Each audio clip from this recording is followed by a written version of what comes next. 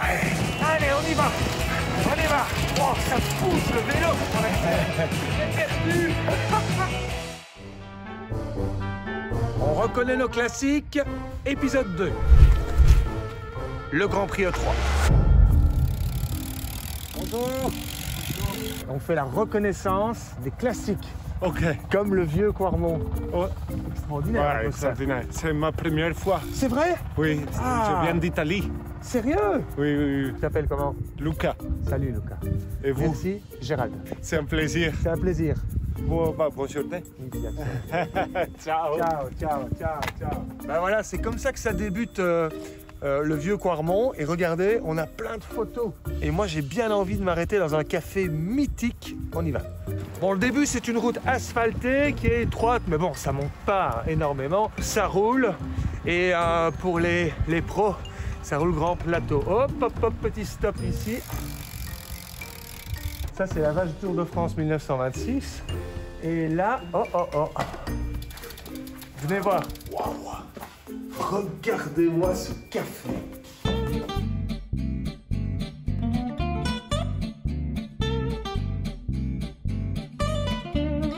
Là, c'est un maillot signé par Alejandro Valverde, son meilleur champion du monde. Ça, c'est celui de Philippe Gilbert, champion de Belgique.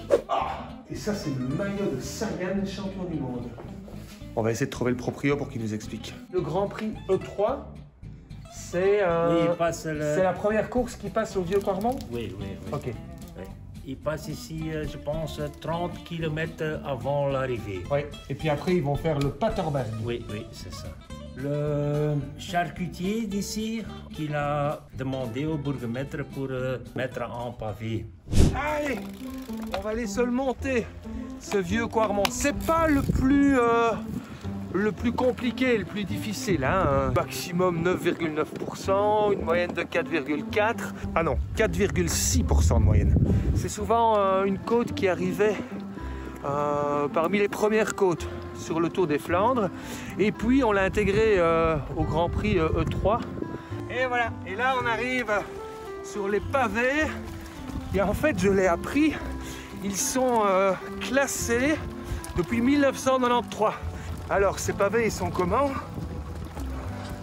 Ça rend pas mal. Ça secoue, hein, évidemment.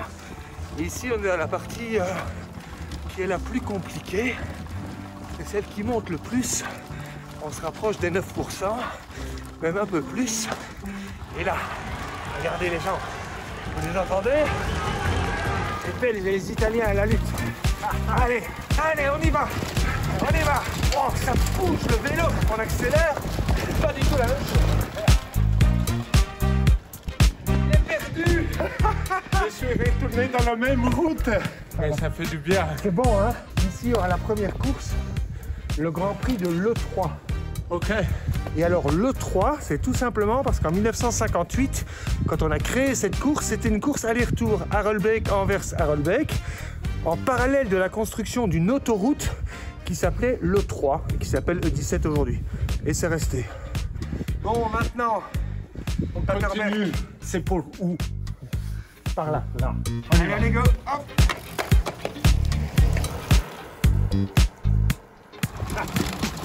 Pour le grand plateau. Alors ici, c'est autre chose. Oh là là. Wow. On change le plateau. Hein. Alors le pavé est beaucoup mieux. C'est normal, il est plus récent. En fait, on a créé cette route en 1982-83. Parce que c'était un agriculteur qui était passionné de cyclisme. Ou alors soit c'était les gens de la boucherie dont on a parlé tout à l'heure. Et il a demandé à la municipalité de mettre des pavés. Donc on a un pavé qui est beaucoup plus neuf que celui du vieux Quarmont. C'est mieux à rouler, hein? Oui. Il va falloir prendre le pavé. Il va falloir prendre le pavé derrière Guermail. Alors ici c'est 18,5%, c'est le max. Moyenne 12,9. Et Lucas, regarde, ça c'est la Flandre. Ce sont les courses flandriennes. On est en train de préparer toute une structure VIP et il y en aura des dizaines partout sur le parcours. Allez, on est presque au-dessus. Ici à gauche. Oh là là, et même la porte n'arrive pas à rester dans le sillage de Wout van Aert qui s'est mis en danseuse, qu'il n'avait pas pratiquement pas fait dans le Tyenberg, et qui vire et qui remet du braquet.